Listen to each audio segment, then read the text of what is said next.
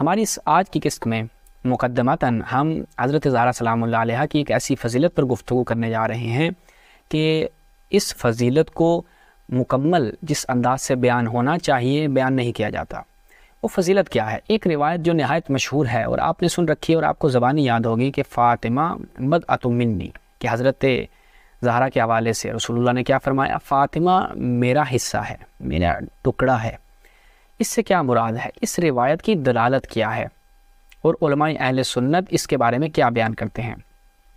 سب سے پہلے تو ہم دیکھتے ہیں کہ اس بدعہ سے کیا مراد ہے۔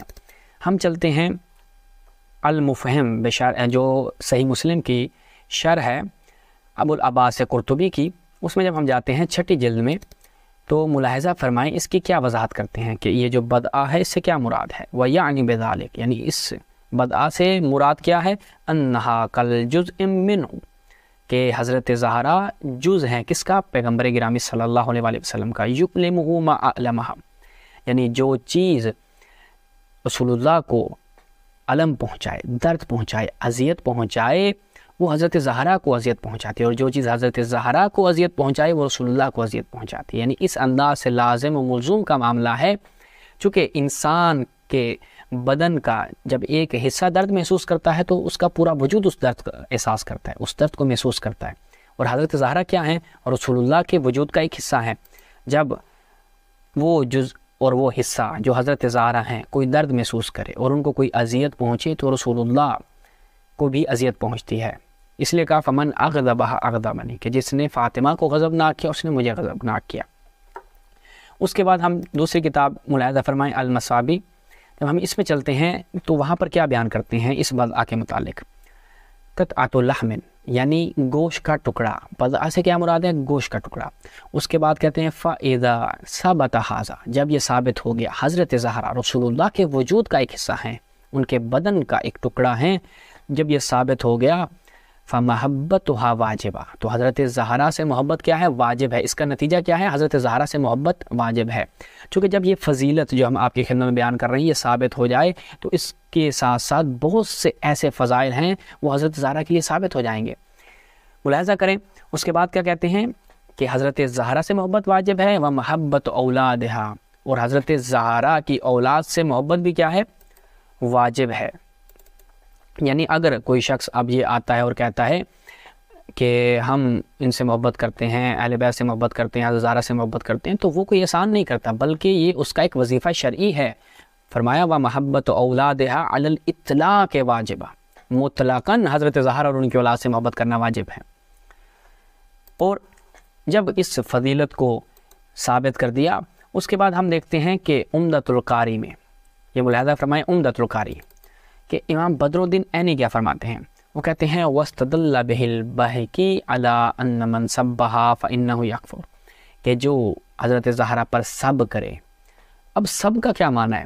انشاءاللہ یہ ہم جب بنو امیہ کے مکمل ایک کرتوت نامہ آپ کی خدمت میں ایک سیریز کی صورت میں ایام فاطمیہ کے بعد پیش کریں گے، اس میں ہم مولا کائنات پر جو سب و شتم کیا جاتا ہے تو مخالفین تشیع آتے ہیں، وہاں پر کہتے ہیں سب کا معنی جی تنقید ہے، ایک سیاسی تنقید ہے۔ انشاءاللہ اس کو وہاں پر مفصل بحث کریں گے، تو وہاں پر کوئی گالی دینا، برا بلا کہنا مراد نہیں ہے۔ لیکن جب اصحاب کی بات آتی ہے، باقی جو ان کے پسندیدہ اصحاب ہیں، تو وہاں رسول اللہ کی حدیث لے کر آتے ہیں کہ رسول اللہ نے فرمایا لا تسبوا اصحابی، کہ میرے صحابہ کو جو ہے وہ برا بلا نہ کہو، ان کو گالیاں نہ دو۔ وہاں پر برا بلا کہنا، گالم گلوچ کرنا، سب و شتم مراد لیتے ہیں، لیکن مولا کائنات کی جب باری آتی ہے تو وہاں پر سب کا معنی بدل جاتا ہے۔ اور یہاں پر بدر الدین عینی صاحب کیا کہہ رہے ہیں کہ حضرت زہرا پر سب کرنا جو ہے وہ باعث کفر ہے۔ جب یہ چیز ثابت ہو جاتی ہے کہ حضرت زہرا رسول اللہ کا حصہ ہے، ان کو اذیت پہنچانا رسول اللہ کو اذیت پہنچانے کے مترادف ہے۔ اب اس روایت سے جو فہم آلوسی ہے، آلوسی بغدادی جو ایک سلفی عقیدہ رکھنے والا شخص ہے اور علماء اہل سنت کے ہاں ایک مقام رکھتا ہے، وہ ایک وضاحت کرتا ہے۔ میں تمام مومنین سے کہوں گا کہ اس کو دقت کے ساتھ ملاحظہ فرمائیں۔ وَالَّذِي أَمِيلُ إِلَيْهِ، کہ میں آلوسی جس طرف میلان رکھتا ہوں اور میں جس نتیجے پہ پہنچا ہوں اور جو میں سمجھا ہوں اس روایت سے، ملاحظہ کریں وہ کیا ہے؟ ان فاطمہ، کہ حضرت فاطمہ کیا ہے؟ افضل النساء المتقدمات والمتاخرات، کہ حضرت زہرا تمام متقدمات یعنی وہ خواتین جو گزر چکی ہیں والمتاخرات اور وہ جو بعد میں آئیں گی ان سب پر حضرت زہرا فضیلت رکھتی ہیں۔ کیوں فضیلت رکھتی ہیں، کیوں افضلیت حضرت زہرا رکھتی ہیں؟ من حیث انہا بدعۃ رسول اللہ، اس وجہ سے کہ آپ رسول اللہ کے وجود کا ایک حصہ ہیں، اس وجہ سے آپ فضیلت رکھتی ہیں۔ اس کے بعد بڑی بہترین بات کی آلوسی نے، وہذا، اس بنا پر جب یہ ثابت ہو گیا تو آپ اگر قائل ہو جائیں کس چیز کا، سائغ علی القول بنبوۃ مریم ایضا، اگر آپ حضرت زہرا کی افضلیت کو جب ہم یہاں سے ثابت کر دیا، اگر آپ جائز سمجھیں کس کو، کہ حضرت مریم نبیہ تھی، ان کی نبوت کے قائل ہو جائیں اور ان کو نبیہ بھی تسلیم کر لیں، تب بھی حضرت زہرا افضل ہیں حضرت مریم پر۔ کیوں؟ اذ البدعیۃ من روح الوجود وسید کل موجود لا اراها تقابل بشیء۔ آلوسی کہتا ہے اس وجہ سے آپ حضرت مریم پر بھی افضل ہوں گی اور آپ کی افضلیت قائم رہے گی، کیونکہ آپ اس روح وجود کا حصہ ہیں کہ جو تمام مخلوق، جو تمام کائنات کی جو مخلوقات ہیں ان کا سید و سردار ہے، آپ اس شخصیت کے وجود کا حصہ ہیں، اس وجہ سے حضرت زہرا افضلیت رکھتی ہیں اور ایسی چیز کا کوئی بھی چیز مقابلہ نہیں کر سکتی۔ یہ آلوسی بغدادی نے بیان کیا ہے نا، ہم یہ کسی شیعہ عالم دین کی بات نہیں کر رہے، چونکہ پھر وہ اس کو تشیع کی طرف، جب یہ اس طرح کے فضائل بیان کیے جاتے ہیں کہا جاتا ہے کہ فیہ تشیع، اس میں جتنا تشیع پائی جاتی تھی یہ رافضی تھا وغیرہ وغیرہ۔ یہ آلوسی بغدادی کے جس کے بارے میں کوئی بھی نہیں کہہ سکتا کہ اس میں تشیع پائی جاتی تھی، وہ یہ استدلال کر رہا ہے کہ حضرت زہرا افضلیت رکھتی ہیں۔ اس کے بعد جب یہ ثابت ہو گیا کہ حضرت زہرا سلام اللہ علیہ کو اذیت پہنچانا رسول اللہ کو اذیت پہنچانے کے مترادف ہے، تو اس اذیت کے اوپر کیا حکم لگے گا کہ جو حضرت زہرا کو اذیت پہنچائے وہ گویا رسول اللہ کو اذیت پہنچا رہا ہے؟ اس پر علماء اہل سنت کیا حکم لگاتے ہیں؟ ملاحظہ فرمائیں، امام نووی صحیح مسلم کی درجہ اول کی شرح، جو پہلے نمبر پر ان کی شروحات میں سے صحیح مسلم کی شرح سمجھی جاتی ہے، باب من فضائل فاطمہ رضی اللہ عنہا، جب اس میں آتے ہیں کہتے ہیں قال العلماء فی ھذا الحدیث، کہ علماء اس حدیث کے بارے میں کیا کہتے ہیں؟ ملاحظہ کریں، تحریم ایذاء النبی صلی اللہ علیہ وسلم بکل حال وعلی کل وجہ، کہ رسول اللہ کو اذیت پہنچانا ہر حال میں حرام ہے۔ ہم یہ ثابت کر چکے ہیں، آپ کے اذہان میں رہے کہ رسول اللہ کو اذیت پہنچانا حضرت زہرا کو اذیت پہنچانے کے مترادف، حضرت زہرا کو اذیت پہنچانا رسول اللہ کو اذیت پہنچانے کے مترادف۔ جب یہ چیز ثابت ہو گئی تو آخر میں حکم کیا لگے گا؟ حرمت کا، حرام ہے ایذا پہنچانا۔ وَإِن تَوَلَّدَ ذَلِكَ الْإِيذَاءُ مِمَّا كَانَ أَصْلُهُ مُبَاحًا، اگرچہ وہ جو آپ کام انجام دے رہے ہیں اور اس کام کی وجہ سے رسول اللہ کو اذیت پہنچ رہی ہے وہ مباح ہی کیوں نہ ہو، حرام ہے۔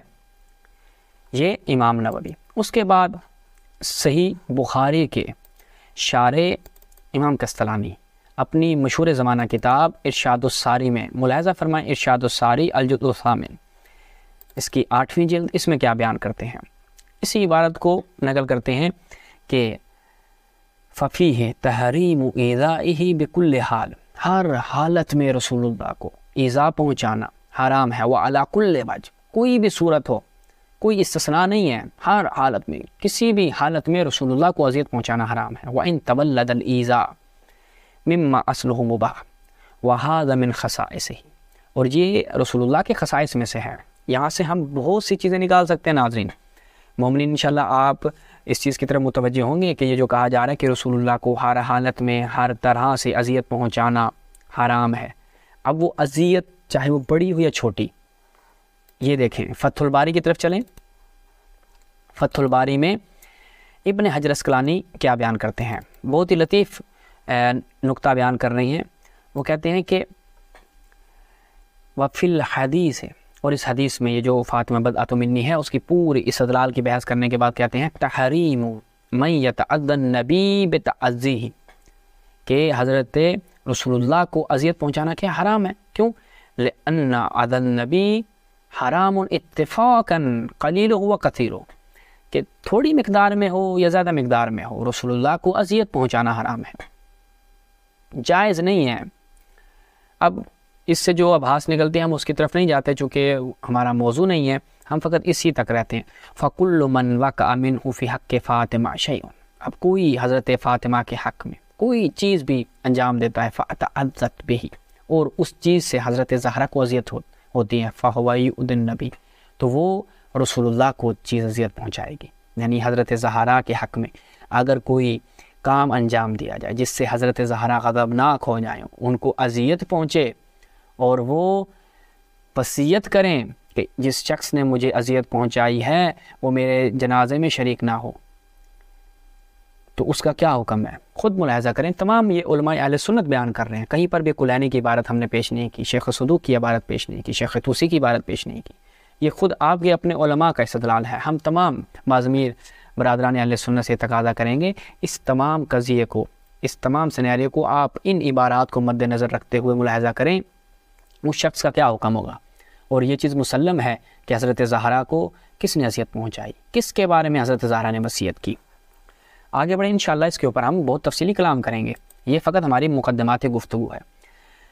اس کے بعد ہم آگے بڑھتے ہیں اور دیکھتے ہیں کہ ایک شبہ جو اس روایت کو لے کر کیا جاتا ہے، چونکہ یہ ایک عادت رہی ہے مخالفین تشیع کی، جہاں پر ان کی شخصیات کے اوپر انڈائریکٹ یا ڈائریکٹ کوئی مطلب صادق آ رہا ہوتا ہے تو وہاں پر یہ شبہ ایجاد کرنے کی کوشش کرتے ہیں۔ اب ان کو احساس ہوا کہ جب یہ سارے فضائل ثابت ہو رہے ہیں، افضلیت ثابت ہو رہی ہے، اور حضرت زہرا کو اذیت پہنچانا حرام ثابت ہو رہا ہے، اور ان سے محبت علی الاطلاق ثابت ہو رہی ہے، تو انہوں نے کہا یہ جو آپ روایت پیش کر رہے ہیں کہ جس نے حضرت زہرا کو اذیت پہنچائی اس نے کار حرام انجام دیا، حرام کام انجام دیا، اس نے کہا یہ ساری چیزیں اور یہ رسول اللہ کو غضبناک کرنے کا سبب بنتی ہیں چیزیں، یہ کہتے ہیں یہ تشبیہ بلیغ ہے، اس سے یہ جو آپ چیزیں ثابت کر رہی ہیں یہ ثابت نہیں ہوتی۔ وہ کہتے ہیں اسی قبیل کی اور روایات بھی تو موجود ہیں کہ من آذا مسلمن فقد آذانی، کہ جس نے ایک مسلمان کو اذیت پہنچائی اس نے مجھے اذیت پہنچائی۔ اس کے بعد کہتے ہیں کہ جس نے کسی انصار میں سے کسی کو غضبناک کیا، جس نے انصار کو غضبناک کیا اس نے مجھے غضبناک کیا، تو وہاں پر کیا آپ یہی حکم لگاتے ہیں کہ مثلا فلاں مسلمان کو اذیت پہنچانا حرام ہے اور یہ رسول اللہ کو اذیت پہنچانے کا سبب بنے گا؟ تو یہ تو ایک عمومی، یعنی کوئی خاص فضیلت نہیں نکلتی، یہ ایک عمومی مرحلہ ہے، یہ ایک عمومی بیان ہے اور ایک تشبیہ بلیغ ہے، اس سے زیادہ اور کچھ نہیں ہے۔ تو ہم ان جناب کی خدمت میں عرض کریں گے، محترم آپ جو آ گئے ہیں اور آ کر یہ شبہ ایجاد کر رہے ہیں اور حضرت زہرا کی اس فضیلت کو ایک عمومی فضیلت بیان کر رہے ہیں کہ یہ کوئی خاص فضیلت نہیں ہے کہ جو فقط حضرت زہرا کے ساتھ خاص ہو، یہ تو اور لوگوں کے ساتھ بھی ہے، مسلمانوں کے ساتھ بھی ہے، انصار کے ساتھ خاص بھی ہے۔ تو ان کی خدمت میں ہم عرض کریں گے جناب آپ ان روایات کو دیکھیں، ان روایات میں محور کون ہے؟ جب کہا کہ جس نے مسلمان کو اذیت پہنچائی اس نے مجھے اذیت پہنچائی، تو وہاں پر وہ خود شخص محور اور عنوان نہیں ہے، بلکہ اس کا مسلمان ہونا عنوان ہے اور اس کا مسلمان ہونا محور ہے، کہ اگر کوئی شخص کسی مسلمان کو اذیت پہنچا رہا ہے اس وجہ سے کہ وہ مسلمان ہے، وہ اللہ اور اس کے رسول پر ایمان لے کر آیا، اس وجہ سے اس کو اذیت پہنچا رہا ہے، تو وہ رسول اللہ کو اذیت پہنچانے کے مترادف ہے۔ اور اگر کوئی انصار میں سے اس وجہ سے اس کو اذیت پہنچا رہا ہے کہ بھئی یہ تو رسول اللہ کا ساتھی ہے، البتہ وہ صحابی کی ایک خاص تعریف جو تشیع کے ہاں ہے وہ اپنی جگہ پر، ہم اسی کے تناظر میں گفتگو کر رہے ہیں، نہ کہ ہر صحابی جو اہل سنت کا عقیدہ ہے۔ اگر کوئی شخص کسی رسول اللہ کے مخلص صحابی کو اذیت پہنچا رہا ہے اس وجہ سے کہ یہ رسول اللہ کی نصرت کرنے والا ہے، رسول اللہ کے انصار میں سے، اس عنوان سے، اس محوریت سے اس کو تکلیف پہنچاتا ہے، غضبناک کرتا ہے، تو وہ رسول اللہ کو غضبناک کرنے کے مترادف ہے۔ یہاں پر محور کہیں کسی جگہ پر مسلمان ہونا ہے اور کسی جگہ پر اس کا انصار میں سے ہونا ہے، لیکن حضرت زہرا کی جو فضیلت ہے کہ حضرت زہرا کو جس نے غضبناک کیا اس نے مجھے غضبناک کیا، وہاں پر حضرت زہرا خود شخصیت محور ہے، نہ کہ یہ کہ حضرت زہرا بے عنوان مسلمان خاتون، نہ کہ یہ کہ حضرت زہرا بے عنوان ایک صحابیہ خاتون۔ وہاں پر محوریت جو ہے وہ خود حضرت زہرا کی شخصیت کو حاصل ہے، مرکزیت جو ہے وہ حضرت زہرا کی شخصیت کو حاصل ہے کہ جس نے حضرت زہرا کو یعنی فاطمہ بدعت منی من آذا کہ جس نے فاطمہ کو اذیت پہنچائی۔ تو یہ جو آپ قیاس کر رہے ہیں اور اس فضیلت کو ایک خصوصیت سے نکال کر عمومیت کے مرحلے میں لے کے جا رہے ہیں، اصلاً یہ ایک غیر منطقی اور ایک غیر عقلی عمل ہے۔ تو ناظرین یہاں سے اس پورے مقدمے سے یہ چیز ثابت ہوئی کہ حضرت زہرا کو اذیت پہنچانا حرام ہے، حضرت زہرا کو اذیت پہنچانا رسول اللہ کو اذیت پہنچانے کے مترادف ہے، اور حضرت زہرا تمام خواتین پر، تمام کائنات کی خواتین پر کیا ہیں؟ افضلیت رکھتی ہیں، چاہے جائے کہ آپ حضرت مریم کی نبوت کے قائل ہو جائے تب بھی حضرت زہرا ان کے اوپر افضل ہیں۔ تو جب یہ فضائل ثابت ہو گئے، اس کے بعد انشاءاللہ ہم اگلے مرحلے میں جو اپنی باقی دیگر اقساط آئیں گی انشاءاللہ اس میں مزید گفتگو کریں گے اور حضرت زہرا کے فضائل بیان کریں گے اور ان شبہات میں ورود کریں گے کہ جن شبہات کا ہم نے جواب دینا ہے، اور کچھ سوالات آپ کی خدمت میں پیش کریں گے۔ تب تک کے لیے ہمارے ساتھ رہیں۔ والسلام علیکم ورحمۃ اللہ یا علی مدد۔